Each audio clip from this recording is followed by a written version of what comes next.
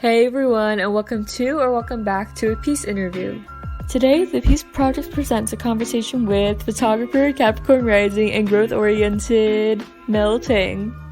The photographer extraordinaire, who goes by the pronouns she, her, hers, is a Cambodian-American photographer based in Boston who received her Bachelor of Fine Arts in Film and Video at the Massachusetts College of Art and Design. As a child of Cambodian refugees in America, Mel is deeply interested in visually exploring concepts of intergenerational trauma, racial identity, spirituality, and resilience in community. Her work has been featured in Nylon Magazine, the Boston Globe, and Artscope Magazine, and she has worked with the Institute of Contemporary Art in Boston, the MIT List Visual Arts Center, and the Peabody Essex Museum. Inspiration, pop culture, impostor syndrome, and the influence of one identity on perspective are just a few things Mel talks about with Peace interviewer Sharon. To hear the full conversation, watch the full interview, which begins in 3, 2, 1. Hi everyone, my name is Sharon. I am an interviewer with the Peace Project, and today I'm here with photographer extraordinaire Mel.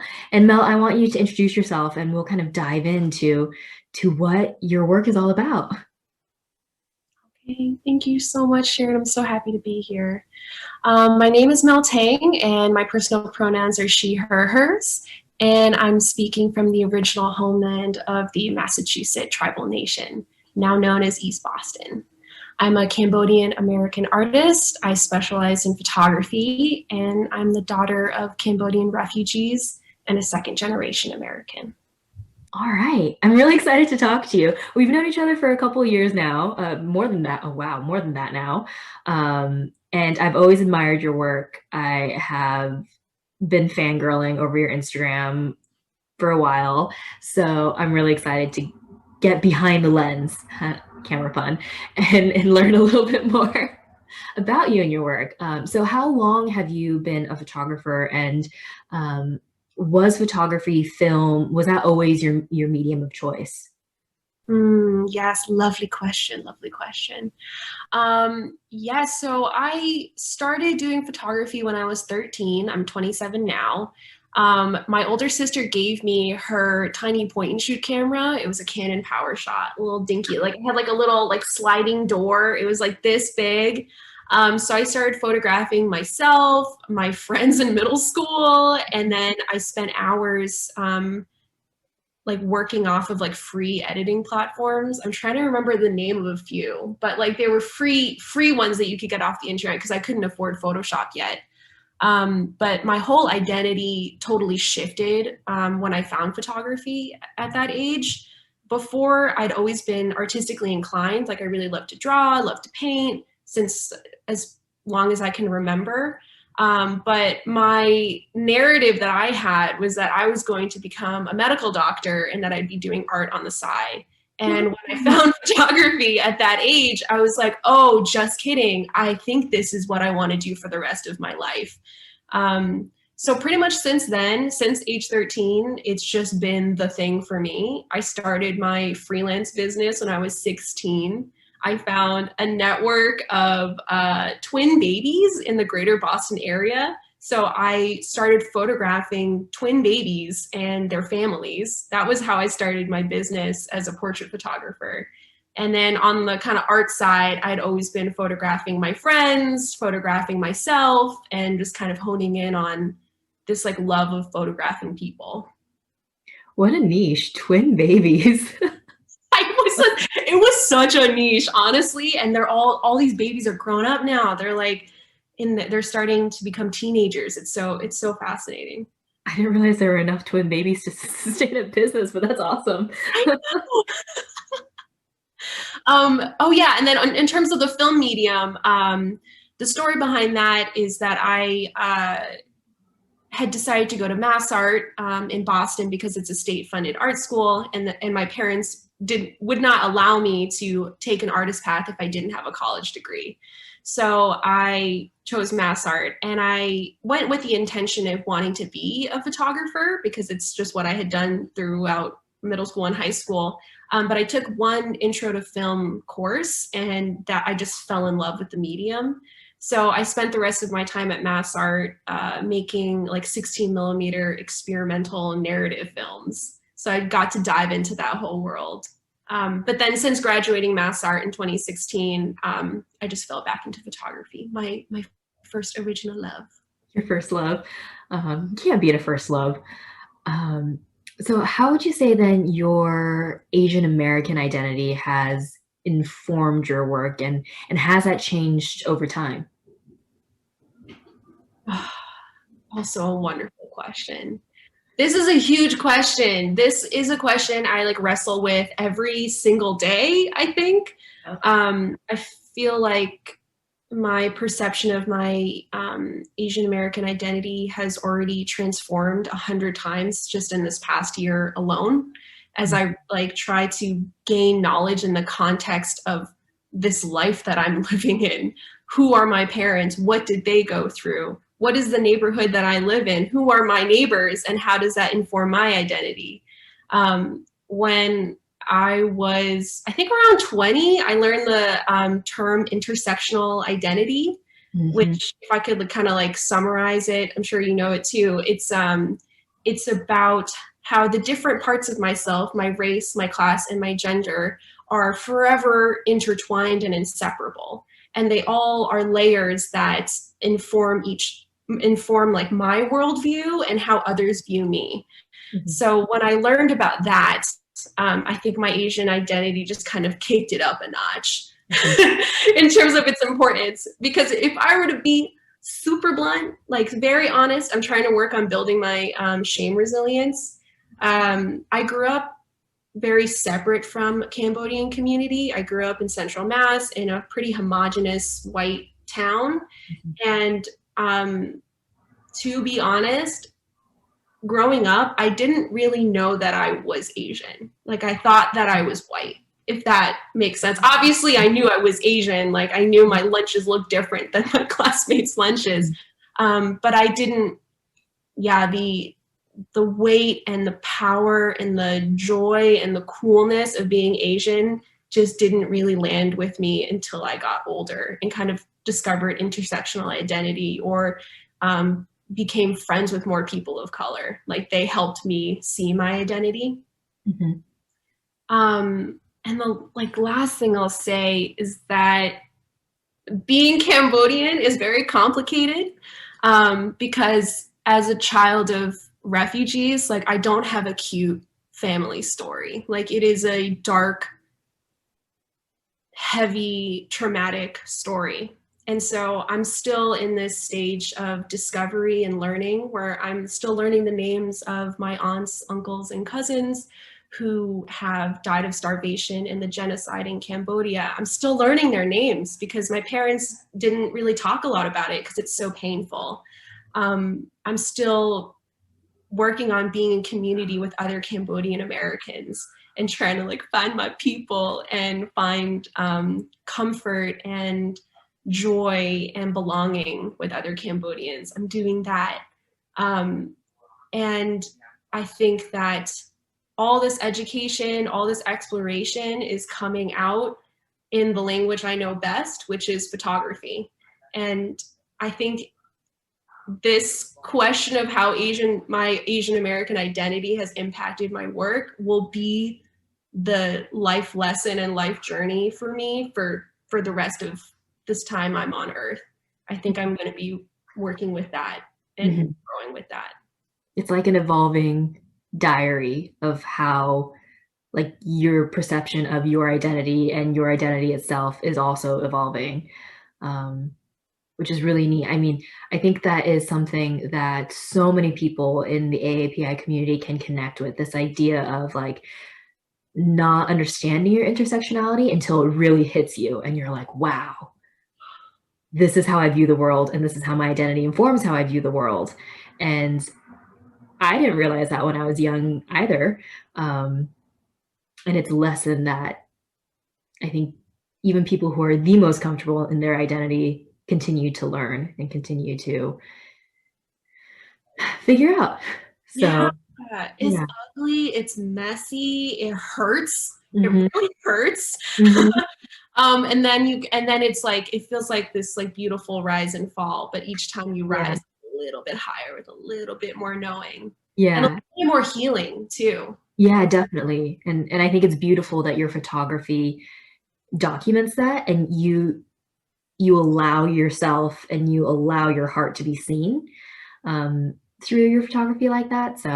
Um, so yeah, as I said, I'm a big fan. So Thanks, Sharon. Big fan of you.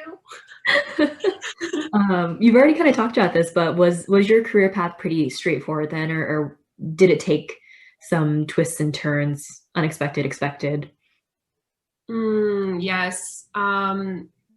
I wish I could say it was super intentional and like planned and straightforward, because that's how I got a Capricorn rising. You know, I just want that structure. I just want that productivity. But no, it was definitely very winding. And you know, I was reflecting a lot on this last night, thinking about my career path, whatever that means. It's been fairly intuitive and reactionary. I don't know if reactionary is the best word to use, but it's definitely something that came to mind as I think about my career path.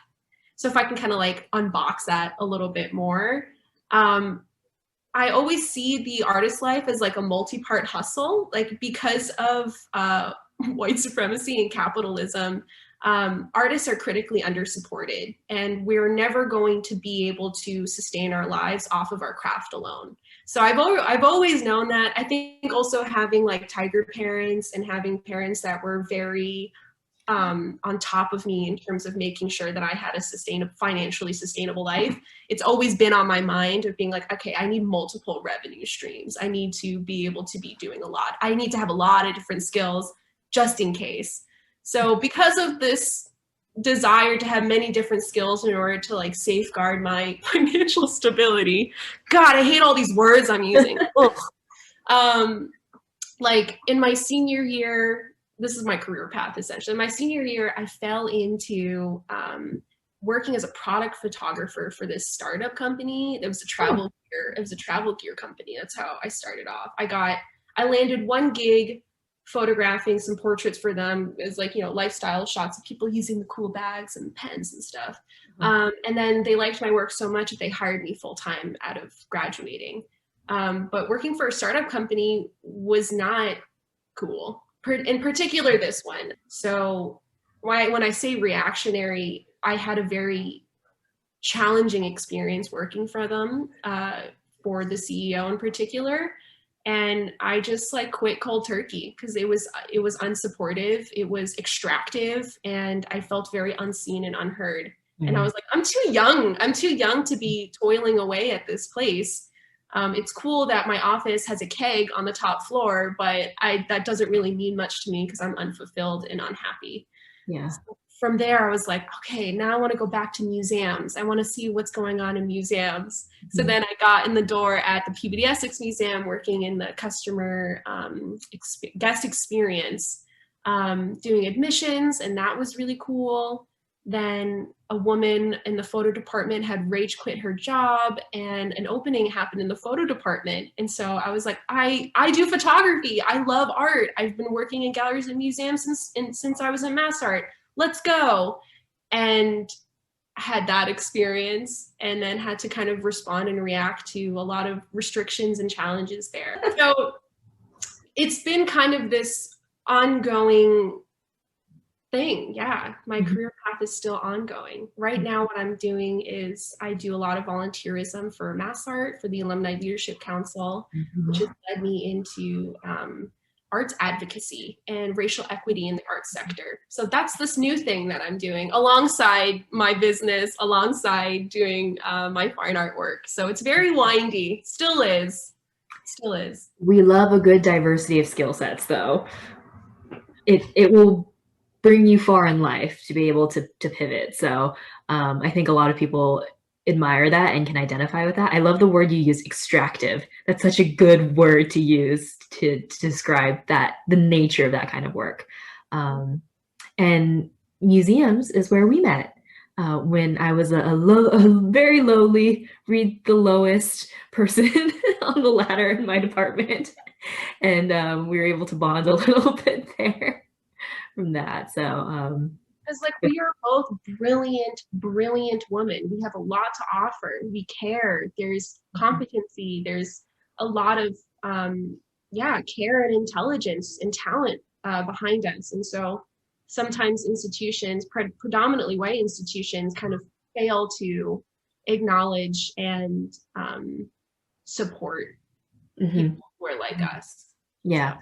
that is a constant struggle being in, you had mentioned before, a largely homogenous geographic area. So it's great to build those relationships with people that will support you and understand the community. So, which is great, I think. So then we've touched a little bit on this, but who, what, when, where, why, how, where do you draw your inspiration from? Yes, I also love this question. I love this question. I think it's like super cheesy to say like everything inspires me, but in some way, yeah, I'm very open to a lot of different other kinds of makers and artists. And I'm gonna take like a page out of my favorite photographer, Carrie Mae Weems. She has, I listened to one of her keynotes. She is a Black American photographer. She's also like a multimedia artist. A lot of her work has to do with kind of the history of slavery, Black American identity and agency. Like she does it all. She's amazing. But she talks about how in the world of music, or for musicians, they are encouraged to kind of learn from the masters. I don't like that word, but learn from the predecessors before them, the maestros, the great artists before them. Like for example, right, there's the song Moon River, which was sung by Audrey Hepburn. Literally just listening to that yesterday. Oh, look at that! Oh, the synergy. So there's like Moon River, which was written by like, what is it, Henry Mancini? I don't remember. Yeah, Henry Mancini. Frank Sinatra has a version of Moon River, and you know who else? Frank Ocean has a version of Moon River.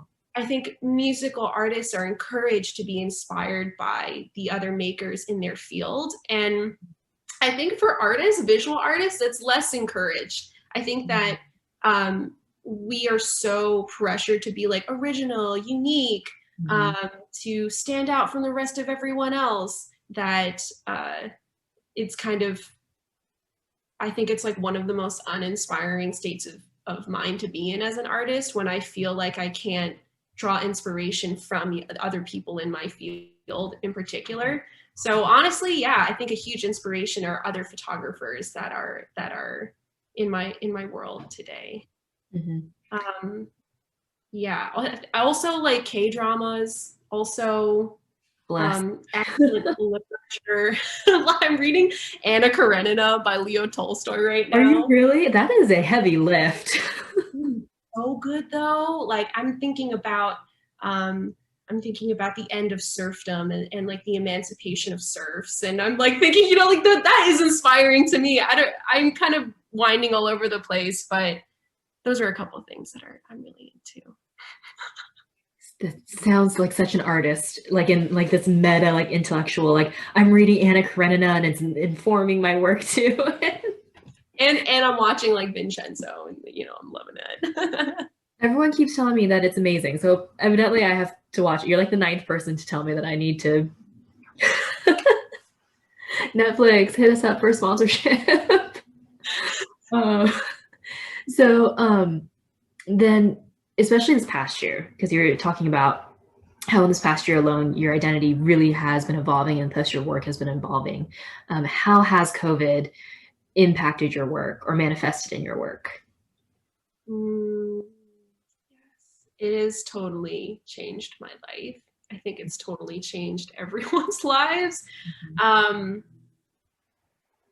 You know, I don't want to go the kind of BS route and be like, you know, I'm so grateful for this time to slow down and to really like figure out what matters. And like, you know, that's been really transformative for me. Like, yes, that's partially true, but this has also been an extremely challenging time that I've lost people. I've lost a lot of life lived. I'm still grieving for many things and many people. So I think on the kind of identity front, if I could start on with that lens, there's many lenses to look at this from. I think on the identity front, I feel like my personal political activism has just kind of just shot up to a level that I never really imagined for myself before. I never even thought possible. Like when George Floyd was murdered and then the BLM resurgence happened in response to COVID's inequities, shining a light on all the inequities and kind of getting other communities to wake up and see that there's this kind of, I don't know, it's like witnessing America's recovery from our collective amnesia, like how we are able to forget the wrongs and the harm done from the past and how it reverberates and echoes through generations, intergenerational trauma, right? That has been one of the most impactful things to witness. I think that's fully activated me on that level, which is like where I'm like really interested in getting into like racial equity work in the arts sector, arts advocacy, like that kind of stuff. I never thought that as an individual artist, like as a person who just really loves to take pictures, that I could be a part of that work.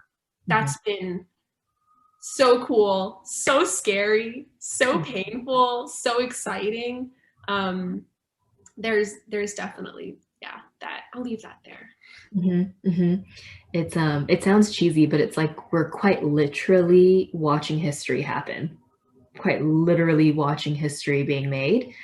And it will be interesting to see where we position ourselves in that history. That's always something that I have in mind, is how will history remember how we've dealt with things that are happening. So true. And then like to like zoom all the way back in on like that very individual level. I think that one of the most important things that I've learned when it comes to my work, I often fall into these characteristics of like perfectionism, having a sense of urgency, viewing my productivity as the literal equal to my worth, so that if I'm not being productive, I'm essentially worthless. I think that COVID-19 has kind of highlighted these characteristics that I have, or these behaviors, programmed patterns. And it's been really challenging, but very cool to try to dismantle those things on a very like quiet individual level, that when I wake up each day and rise into my work, that I'm like, it's okay if I get 500 things done, that's cool. It's okay if I get one thing done for whatever I'm working on. If I get one edit done or one email done, then trying to separate my worth from my productivity. Yeah. Oh, I hear that. I definitely hear that. Was there ever a moment thus far in your career where you just felt like a photographer, like you're like, I've made it. This is it. I really love this question. This is a really unique question. I think I'm continuously having this feeling. I'm having it right now with you, Sharon, and just being like, why Sharon wants to talk to me? Like, why me? It's like, it's because, I'm an artist and I'm part of this community. I'm part of an Asian American community. Like, I have a right to be here. Like, I think I'm continuously feeling that feeling. Like a couple months ago, I was asked by one of my favorite museums to do an artist talk with them in a couple months. And they gave me the contract to sign, and it said like Mel Taing, the artist. And I cried. I looked at the words on the paper, and I just said like, oh my God, like I'm an artist, and this is real. It's on paper. Yeah. Finally bought my dream camera that I've been saving up for years. Last year, I went to Kenmore Square to Hunt's Photo and Video, got the camera, got into my car, and I cried again, just being like, I'm really doing this. So it's really funny. I feel like this is something I'm continuously feeling, like rising into that knowing that I am actually doing this. It's me still. Yeah, it's like one of those moments. If you could tell your 13-year-old self with the, point and shoot camera where you're at now. I'm sure she'd be very proud. Oh, thanks for saying that. Oh, shout out to baby Mel right there. Speaking of babies, do you have any advice for a baby photographer, for aspiring photographer, and or any artists who may feel imposter syndrome being in these spaces or trying to make it in these spaces? Yeah, this question is also a wonderful question. Yeah, I mean, as you can tell, I also still deal with imposter syndrome and what it looks like and what it means to trust my worth or to trust my knowing. I think for aspiring photographers, I think that there is incredible power in setting an intention and knowing what, like, for example, my intention when I was 13 was, as soon as I got that camera in my hands, I was like, I never want to let go of this. That's my intention for the future. It's a really baseline intention that, like, I just never want photography to leave my life. And I think by sticking to that intention, then no, I want to backtrack and think for a hot moment, actually. This is such a good question. Okay, I have a better answer for this. I have a better answer for the question. My advice for aspiring photographers or artists who are feeling imposter syndrome is to reach out to someone. Reach out to someone who's working with you. Reach out to your sister or a good friend or someone who you trust really well, and just bring up these feelings and saying, hey, I'm feeling really undervalued, or I feel like I'm not good enough. The not enough feeling, I think, is what imposter syndrome is for me. Like, when I feel it, it's like, oh, I'm in a space with badass people. I do not belong. So I think the number one advice I would say is, when you feel that feeling, notice it, because it's important. It means you care. That's where it comes from. It just means that you really want to do a good job. But don't keep it inside. Don't keep it hidden, because the moment you share it with someone, then they're going to be like, you're going to be like you, Sharon, being like, what? Like, you're great. Like, tell baby Mel that you're doing it right now. Like, that's the moment, I think, that can really help heal imposter syndrome feelings. I love that. I love it. Talk to someone. Just find your cheerleaders, your hype people. Yes, and it's important that it's a hype person. It's important that it's someone who's team you, because we don't share our vulnerability with people who don't earn it. Love that. I love what you just said. Is that from Brittany Brown? Love that, Brittany. So what advice then can you give to other AAPI artists and photographers in particular who may have not figured out how they want to navigate their identity or their voice quite yet? Yeah, this is also a good question. Kind of similar. I always feel like I'd have a similar answer, where it would be just to look at other AAPI artists and see how they're investigating their identities, how they are using their voice, how they are channeling their feelings into art. A couple years ago, when I kind of had my intersectional identity awakening, realizing that it's very important that I'm Cambodian, and this is a strength, and this is a well of lessons and knowledge that I can draw from for the rest of my life. When I realized that, I literally went onto Google and I was like, Cambodian American artists, like, where are you guys at? And I got to find this poet named Princess Moon, who is one of my favorite poets and artists, and she is a Cambodian American poet, right? And so she had this book called Genocide's Love Baby Learns to Sing. And that was the first piece of, like, contemporary Cambodian American, like, literature and art I'd ever consumed.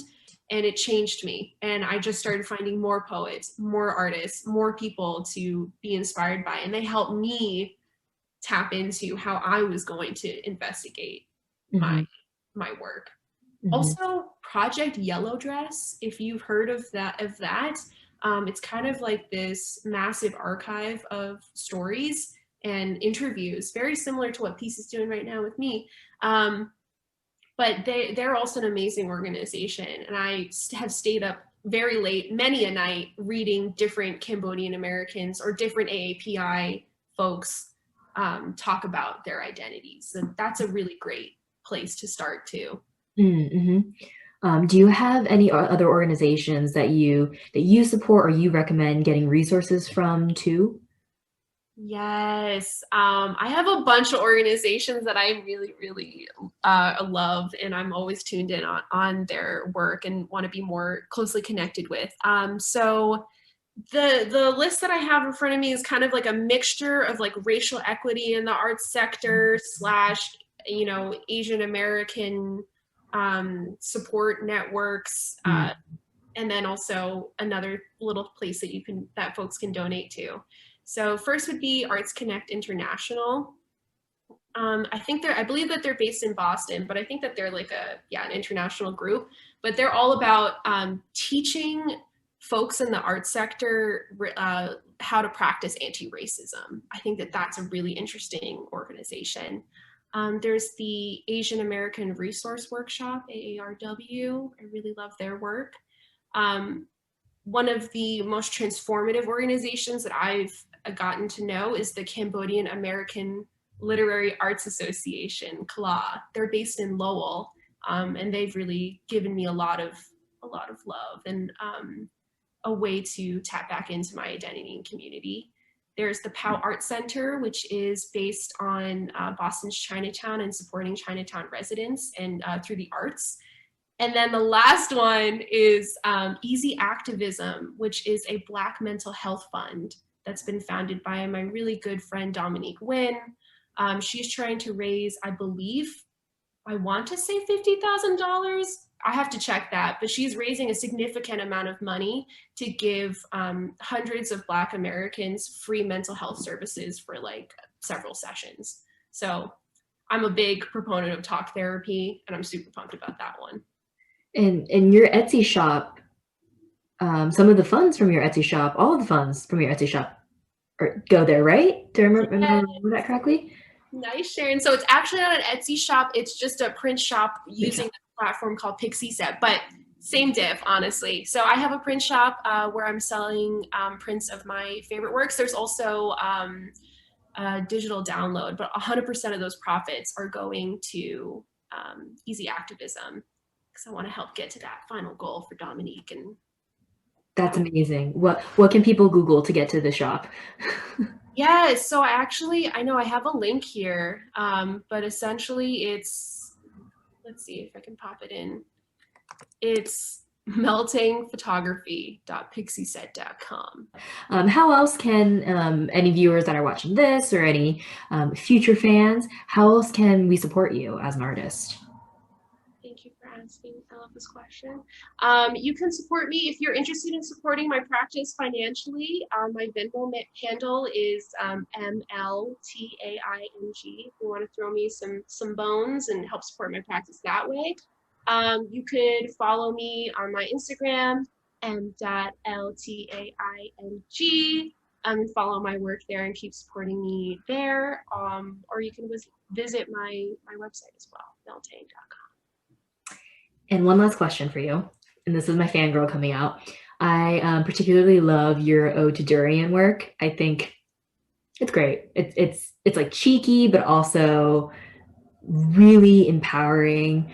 So as a viewer, that's my personal favorite. But has there been a most memorable, dare I say, favorite piece in your portfolio so far?